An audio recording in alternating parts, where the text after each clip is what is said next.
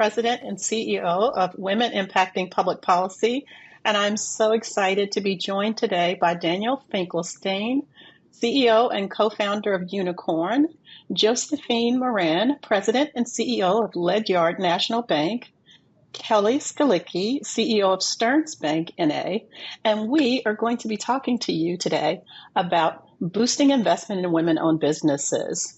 Women-owned and led businesses have a deep impact on today's economy, yet they receive only 2% of venture capital.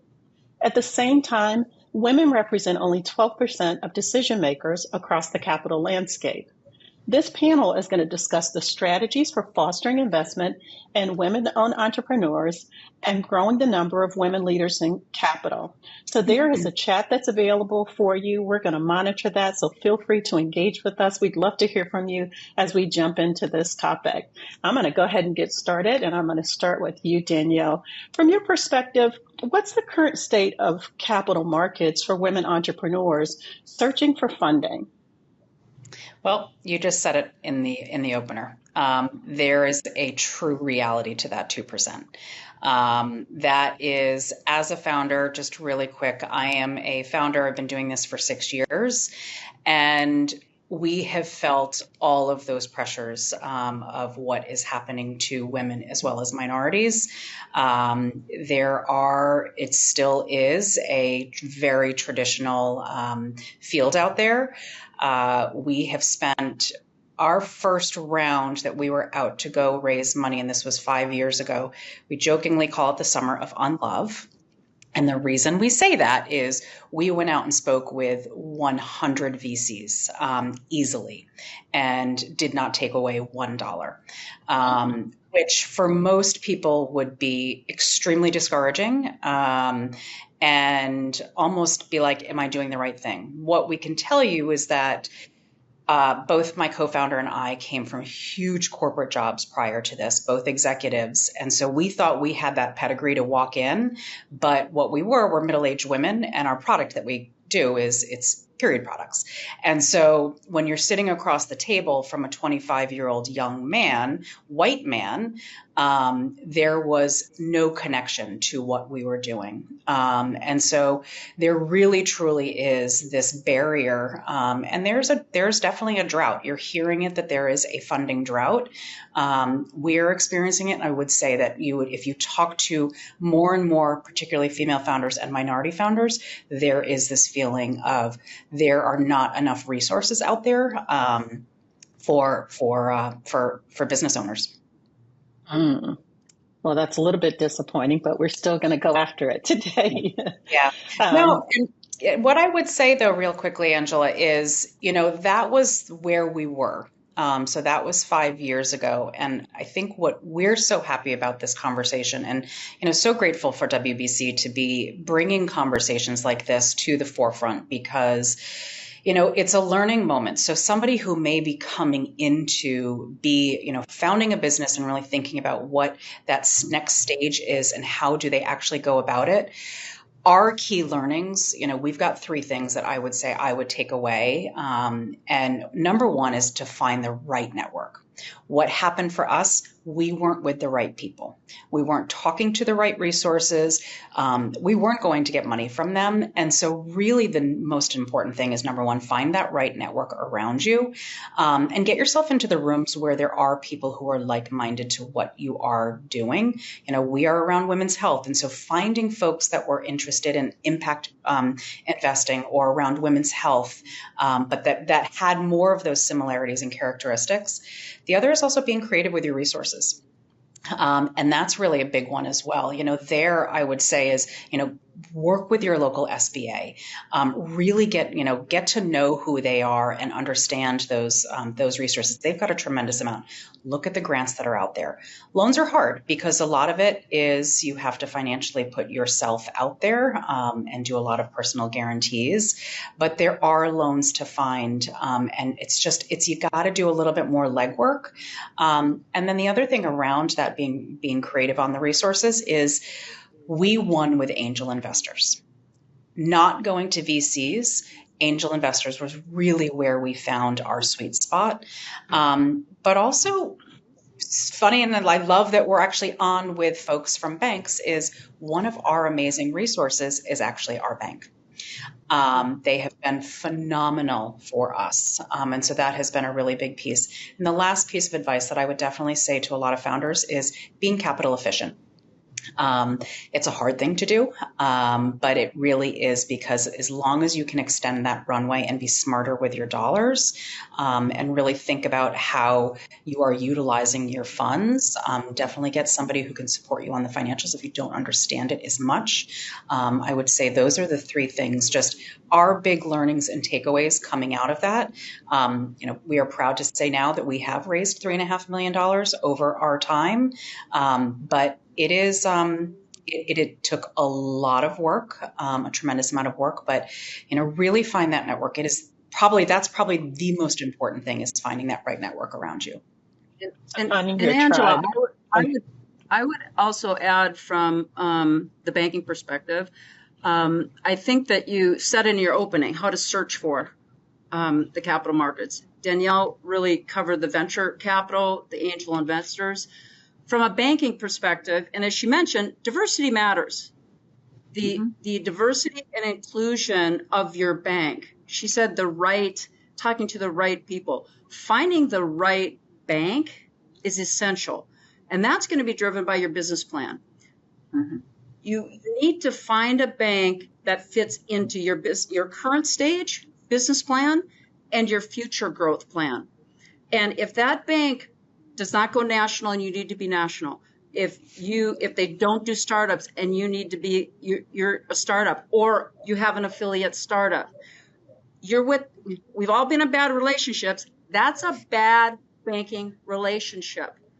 Every small business, every growing business, you have bank accounts, right, at banks.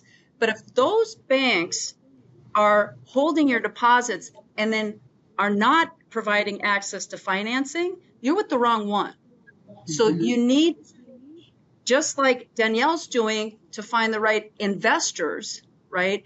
You need to set the table what your business needs in a banking relationship. That means we have deposits. We want to earn money on our deposits. There's an idea out there that checking accounts, you don't earn anything. You get zero, but you get fees, but you get zero. You have to have a savings account to get interest. That's not a bank rule. The big guys do it, but that is a bank choice, not some regulatory rule. We pay interest on every deposit. You work hard for your money, right? Don't put your money in a bank, get zero deposits, pay fees, but then they put it with the Fed and they're making money on your money, right? Bad relationship. And then they say, oh, we don't do startups, or we can't do a projection loan. Every business has projection loans. You have a business plan. If the only financing you needed was for historical, you would never grow as a business. So as Denielle says, you have to find the right banking partner. And that's not just access to capital. That is why are we, I think we need to reframe this conversation. We've been talking for 20, 30 years.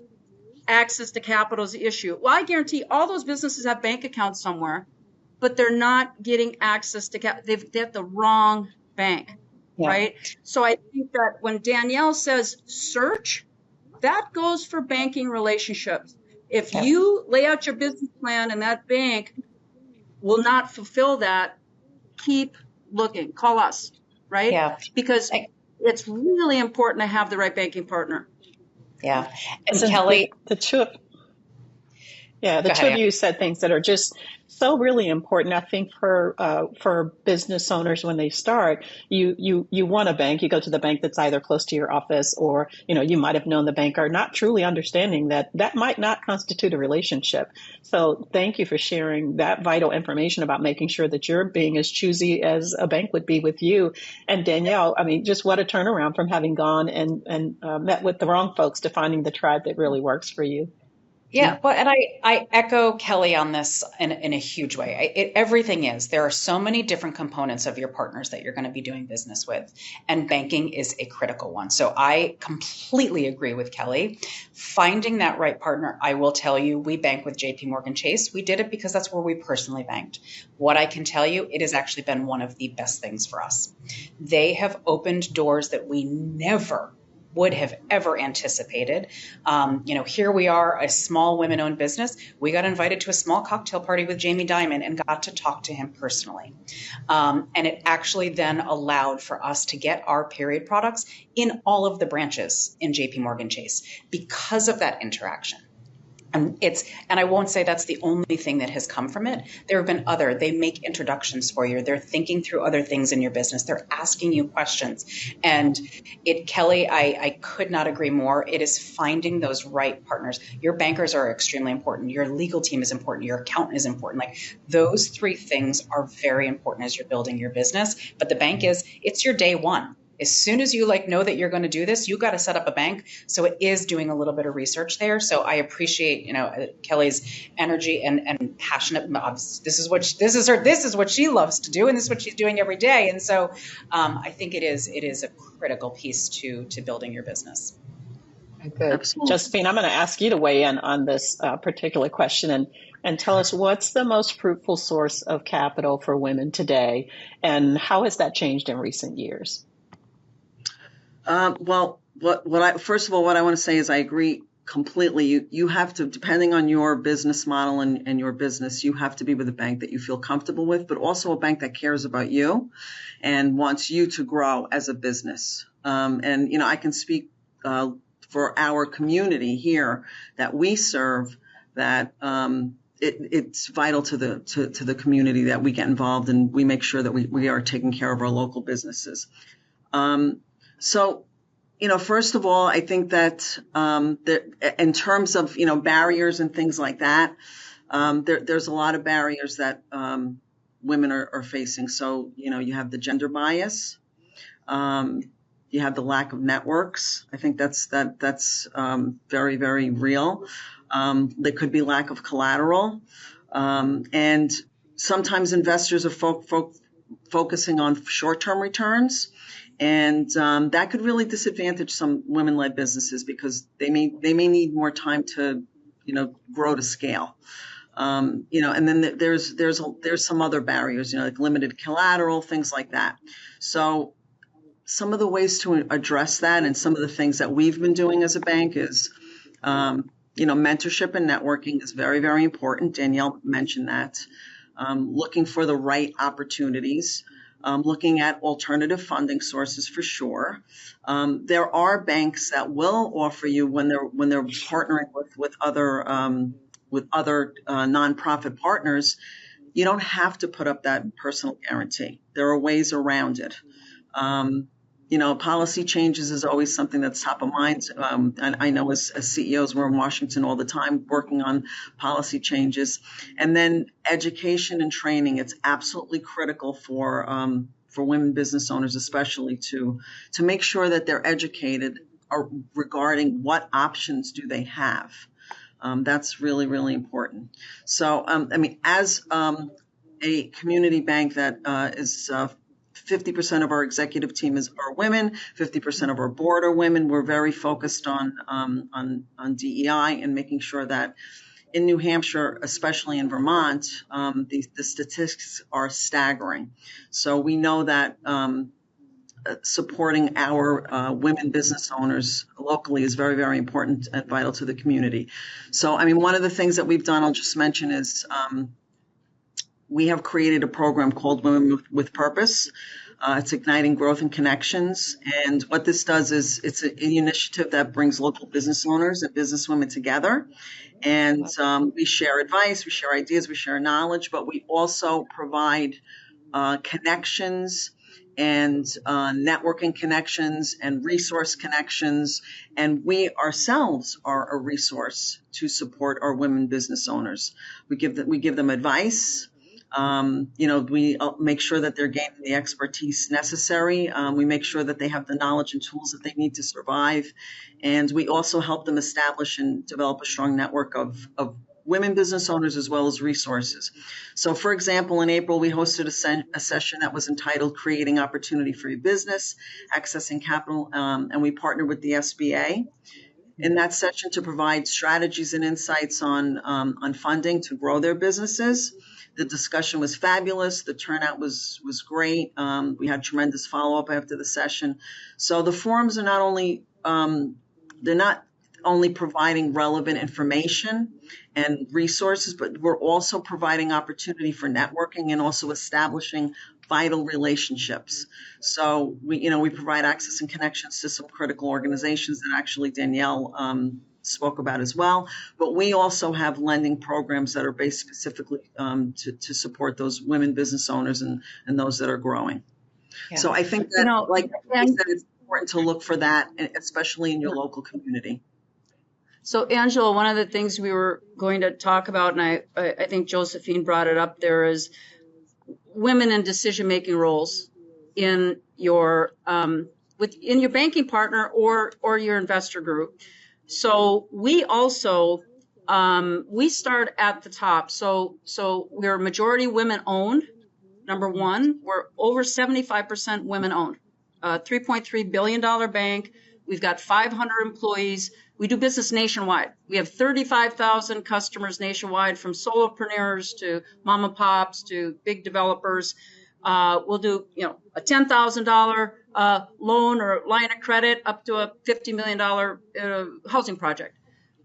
We've got a lot of capacity, but what's important for us is that we're majority, over 75% women owned, 25% employee owned. So the day an employee starts, they are owners, and it fluctuates between 22 and 25%, and we're growing our employee ownership. So every single employee, when you call our bank, we answer on the first ring, because we have solopreneurs going from landscaping job to job, or doctors between clients and customers. Sometimes you need to just, if I could talk to a human being, I just have one question. It doesn't do in a bot or a chat or an email. So we answer on the first from our reception staff, 500 employees, 25% employee owned. At our governance level, as Josephine said, it's so important to have decision makers. We're governed, 100% of our board is either women or directors of racial, ethnic, and cultural diversity. Okay, 100%. Wow.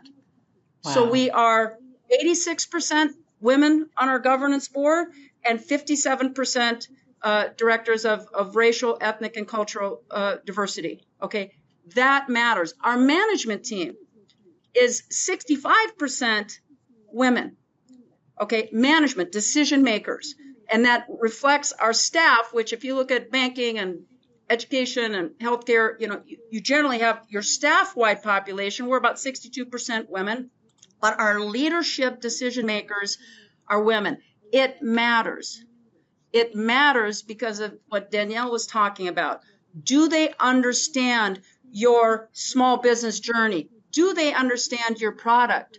Do they understand, do they work in all industries, right? Do they have the diversity that fits your business and your growth plans? Yep. I can't emphasize that enough, that matters. So yep. Be choosy, as you said, Angela, be choosy, because that's your business. It's your destiny. We need to chart our course as business owners. And that's what I would invite everyone to do. You're in the driver's seat of your business. So make sure you make those decisions and find the right partners. Mm-hmm. Let me bring our listeners along with us and help them to understand. Let me bring our listeners along and help them to understand why this is so important. When you think about women make up more than half of the total number of employees that are working in the banking industry today. But the share of women who currently hold the CEO title is only about 7.5%. So what Kelly is talking about is leadership within the bank. Mika in the chat is saying finding a banker that can help open doors is like looking for a needle in a haystack. Well, Mika, the ladies that are on this call just told you. Yep, just just told you the way that you can find a banker. Yep. Find a banker that not only is interested in your business and the growth of your business, but also actively encourages building relationships. Josephine talked about it. Kelly talked about it. Denielle is banking with a bank that does that. There are banks. I am based out of Washington, D.C. There are a number of banks in the Washington metropolitan area. I don't know if the entire national bank works that way, but certainly the local team will really, really look out for women and build relationships across that. And Kelly, you also talked about decision-making leadership, right? So we know that it's so integral for women to have a leadership role when it comes to lending, whether that's traditional lending or if we start talking about venture capital, that's a whole nother discussion. Anybody want to weigh in on that one? I mean, I can jump in just on really thinking about it goes back. I mean, Kelly is saying it, Josephine's saying it. There's an echo in that all of us can agree upon is it still is any area that you're going to go into. Number one, do they understand what you want and where your goals are? And then finding those like-minded people. I mean, it really does take it. And I will use an example. And this goes back to us as going and fundraising and not necessarily taking capital from a bank. That is where our avenue was going. But where it was, and this is an example, is we had an unbelievable angel investor. She focused on women and minority businesses. My cousin and I were presenting to her. She stopped us midway through and she's like, stop. You guys are badasses. And what's happening is it's not coming across when you're actually presenting your deck. And the reason is that we were too focused on ourselves versus what does the investor need to hear? Those are the moments of a founder. And here again, we came from these huge executive backgrounds. We're like, wait, what's happening? But what she did, this was life-changing for our business, was she helped us for the next 2 months, helped us really reframe how we were thinking about how we were speaking to the business and how to really speak to that investor community and be prepared then for those questions. She then opened her Rolodex to us. And that then allowed us to then really push to end up raising. That was one where we raised $2 million. But it was her time and her energy and what she saw us, she saw our goal, she saw where we were going, but she was like-minded. And that really was the most important thing. And then majority of I love hearing Kelly and the commitment around your business and being so focused around being women led and that. We're 78% women owned. And so we've made that commitment too of how much we can to be able to do that as well. We had one opportunity where it could have actually closed the gap for us, and it was a $500,000 investment, and it was 100%. We were going to be that only female that they were going to be investing in. And we're like, this is not going to be the right fit for us, but it could have been really easy. It could have been really easy to walk that way. And in the long run, it wouldn't have been a smart fund money for us because it was not the right mix. And when you get the right mix, that is where the doors get opened. And that is where those introductions happen. Again, showing up in those rooms, whether it is your bank, whether it is it is any place that you are, that is what's going to make those connections for you to be able to then take your business to the next level. And I think that's what makes a really good bank partner as well. I know there's some things in the chat about every business as it grows, from when you start up and how you funded that on a shoestring, some credit cards or HELOC, or people are very creative when they're starting their business. You have to have, again, a banker who understands that journey, right? And then is resourceful enough. There are grants, as Denielle said. There are, we partner across the country with CDFIs. We partner with smaller banks. Smaller banks might be your bank up to a point, and then you get a big job and you have to expand. You want to continue working with that bank. That bank doesn't have the capacity to do that. We partner with banks. We partner with smaller banks where we have 20% capital. So our legal lending limit is, $80 million. We came in to a couple loans where $10 million loan, we're doing $8 million. The local bank's doing $2 million. but that's fine because it's their customer. The customer doesn't want to leave them, but the bank would lose the entire relationship if they didn't have a partner with us coming in, right? So partnering well, sourcing a variety of resources, you have to have a bank that understands that need to pull in grants here, pull in some investor here, pull in some other funding here. There are so many. I mean, we do business across the country. The creative programs from cities, from counties, from states are just amazing. The small business creativity that's coming, community organizations, CDFIs, you've got to have a banker who also understands that and can tap into that, because that's how you put it together for your growth plan, right? So I think that your banker should have that knowledge base and help you explore those gaps you're trying to fill. Yep.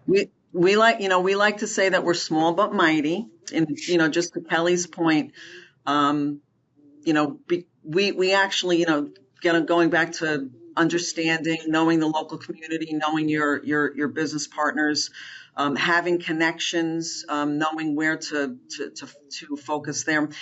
For us, we have our chief lending officer as a woman, and that's very, very unusual, especially in northern New England.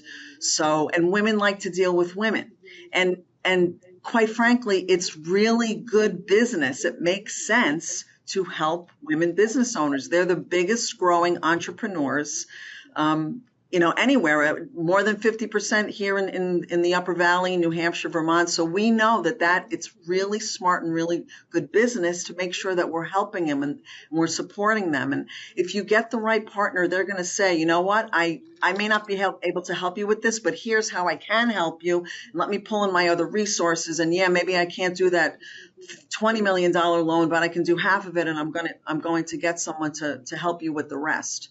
So it's when we say finding the right partner, they're going to do right by you. They have a vested interest in you because it's beneficial for them as well, and you're giving back.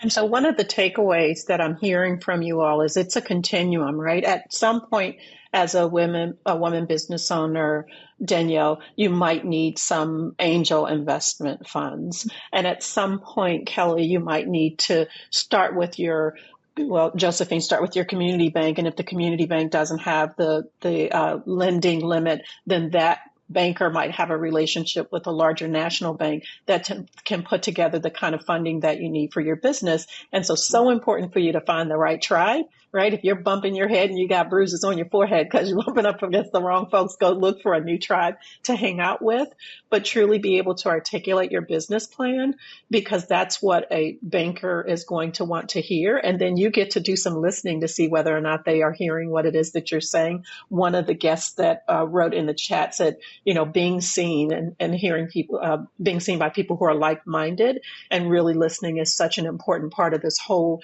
journey to boosting investment, right? If the woman business owner can tell a compelling story about the business, Denielle, changing from an inward focus to an external focus, that might help.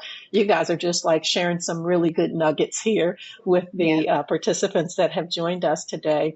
So I want to continue this discussion about the importance of leadership, right? So how do we continue to bolster the pipeline of women leadership? Kelly, you're saying that you all have leadership on your board of directors, within your leadership within the bank. How do we get more, right?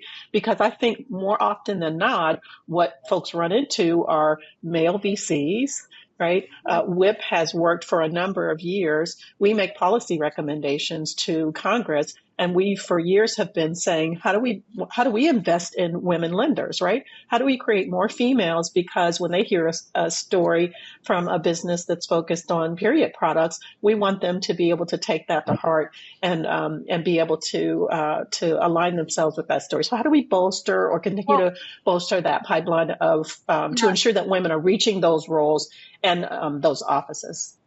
I think, Angela, what you've heard from myself and Josephine is diversity matters, inclusion matters, and you have to be intentional about it. And you want partners who are very intentional about it. The Women Business Collaborative just released, and I took a look at it, the CEOs, right? Well, here you give a statistic, Angela, of bank CEOs, and you have a large percentage on the call right now, too, right? So it's pretty amazing. Sometimes we get lost. If you look at the overall percentages, right, we're stuck with these Fortune 500s, Russell 3000, 10%, 9%. We just can't seem to move the needle, right? Yet, per the Women Business Collaborative report, right, 13.5 million women started businesses, are in business. So it's happening at a level. They're all CEOs of their own business, right?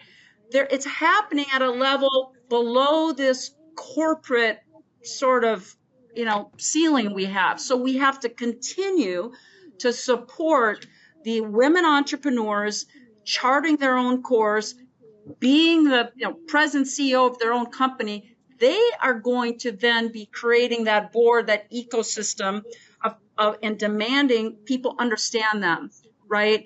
And so it matters. So investors invest in women businesses.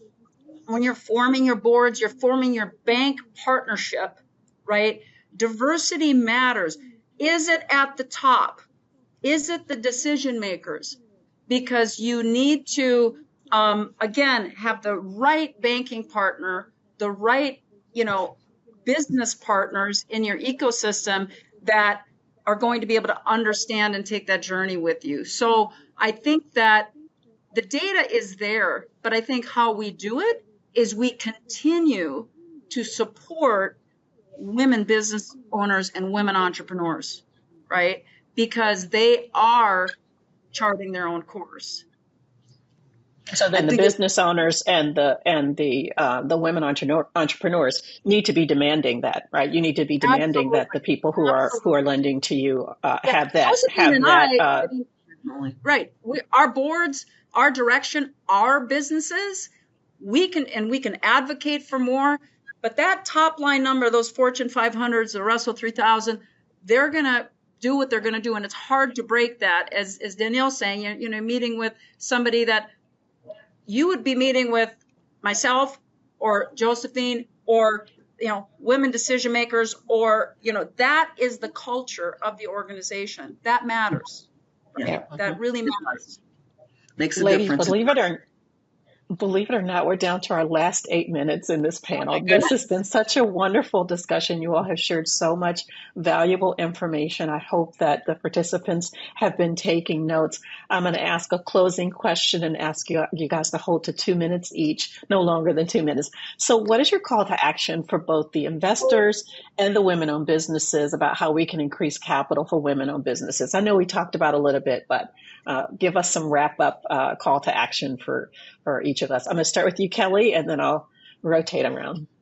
Well, I would say be picky, be choosy, and choose your banking partners and your investors. Choose them well, and make sure they are able to meet all the aspects of your business plan, your current business plan and your growth plans. And if they can't, keep looking. We're always happy to take calls. We do this all the time. We'll look at your business, if you have a facility or you have a banking relationship that's meeting your needs, we'll say, great, go with that. If we can improve on that, right? We will absolutely do that. So I think my call to action is,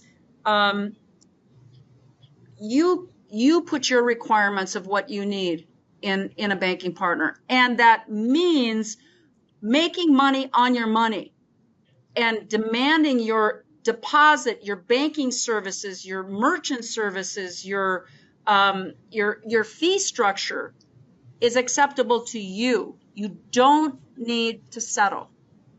Okay, that's my call to action. So do your homework, make your calls, and set your standards that are going to make your business successful. Thank you so much. Denielle, you want to give us a call to action? I mean, the call to action goes back to how I started. It is really ensuring that network around you, finding those right partners. That is going to be mission critical. It's being creative with your resources. There is a lot. It just means you have to do more. And to everyone has been saying it, you have to do more homework. And it's not easy. But, number one, go reach out to your local SBA. Like, unbelievable what they actually have, and they want to help. They are there to help you. That is huge. There are a ton of grants out there. We actually, especially during COVID, we really hit it up, but we continue to play into grants even now. And then finding again those networks of angel investors. They will help you chart your course and really be able to build that future with you. And also beyond your bank. It is that legal team, it is your accountant, it is having that financial discipline in place is going to also be very important as you think of your total capital. And so it is just finding other ways. And one last thing is there are some also other alternatives from a loan or an investment. We actually have an investment in from a company called RevShare, or RevUp, and it's a RevShare model, which for a founder, it makes it, it's non-dilutive. So it's still money coming in. It's a really interesting new model that's starting to really get legs, but it's something else to really look at, that you need that infusion within your business in order to grow. And what they then do is then add this additional resource of support, like a support team around you. They have been phenomenal for us. So Melissa Withers, I will give her like shout outs anytime I can, because she's really one of those really powerhouse women who's looking at women-owned businesses, but finding again creative ways to find it. But making introductions. That is really I do it every day, even when I don't have time. Find if somebody is telling you that they're having some gaps, make some of those introductions. It's so important. Very cool. Thank you, Josephine. I'm going to let you close us out, and then I'll give some closing remarks to our listeners. Okay, great. Thanks, Angela. So again, I actually was going to say, don't settle. Very important. Do not settle. Advocate for yourself. Educate yourself. Do a lot of research. Women business owners, know what's available for you in your local community, especially startups or those business owners that want to grow. They're looking to grow even further. Make sure they understand what is available. There are banks in the local areas and nationwide that have special programs specifically focused on women.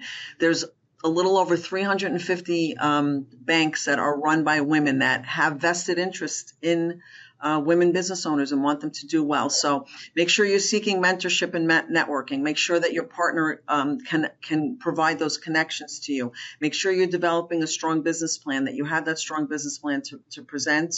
Look at alternative funding sources, and your bank partner can help you with that, if you're finding the right one. And then, of course, leverage your own network and look for what's available to you. Look for the people that you really feel comfortable with working. And if you get those right partnerships, especially when you're starting with your bank, they're going to open the door to a lot of other venues that are also available to you as well. Ladies, you guys have just been amazing. The thing that I love so much about this conversation is how empowering it is for women business owners and entrepreneurs. So not just go to the bank and see if you can get some money, but be choosy about that, right? I'm not certain that I hear that very often, that women should really take the helm and be choosy about who they're doing business with, and being able to articulate that for our participants.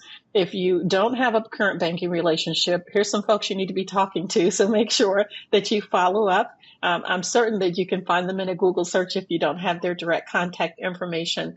This has been such a wonderful discussion about boosting investment in women-owned business and women-owned businesses and increasing access to capital. And so you've got some homework to do. I wish you guys the best, and hope that that each of our participants has learned something that they can take back to their business. And I wish each of you, as our panelists for today, the best as you continue to do the great things that you've done for women business owners.